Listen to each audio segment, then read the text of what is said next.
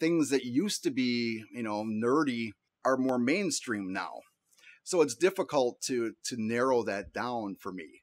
It used to be comic books and action figures, He-Man, Star Wars, Star Trek figures, superheroes, Mego figures. But now those are becoming much more mainstream. It's difficult to say what's nerdy and what's not anymore because it's not necessarily a stigma anymore.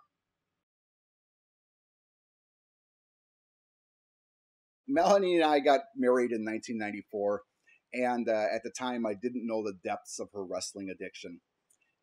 She was raised by her grandparents, and every Sunday her grandfather and Melanie would go out to the store and he'd buy her a different wrestling figure or a ring.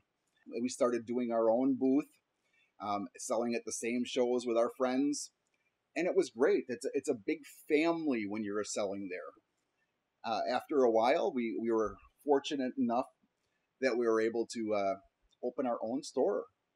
So in February 8th, 2011, Freaktoyz brick and mortar opened for the first time. My parents have been selling stuff since before I was born, so we were kind of born into this. So when we opened up the store, it's a lot cooler now because we get to see all the people that come in. Like Cheyenne, I've grown up with this my whole life.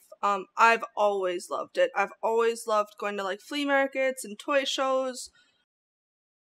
It's kind of cool to make the nerdy stuff accessible to everybody because you don't have to be afraid to read comics and manga and collect anime. And people that collected the comics in the 90s, they were always, kind of put down upon back when they were kids. So to see people being able to read comics now and not have to feel bad, it's pretty cool that things that you had to hide back when you were a kid, are so well socially out there right acceptable. now. Yeah. Right now, the big thing for nerds, so to speak, to collect is Funko. The pop figures. They put out figures for everything you can think of in culture these days. They have music, they have movies, they have TV figures, they have sporting figures. So they have a collection or a line for everybody that collects something. I know like the video game portion is probably the most that I'm into right now. A lot of the games like they're coming out with or have come out with like Overwatch 2. That's like one of the cool games that a lot of people get into just because it's a different type of style of game. Comics have jumped up a lot, and they're becoming a little bit more commonly known and read.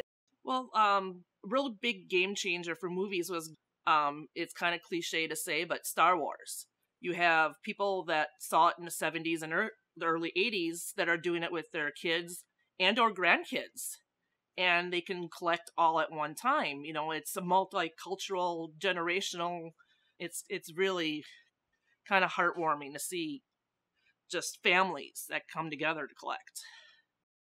Yeah, we have a lot of autistic kids and adults that come in, and when you get hugged for the first time by them, or fist bump. Sorry, a little emotional. It's very rewarding to be able to know that these people have the warmth in their heart, and it's because of things that we provide here, the toys and the personal experiences and comics and things. And to see a grown adult or a kid or somebody, they'll be carrying an item around, hugging it with the biggest grin on their face that you've ever seen.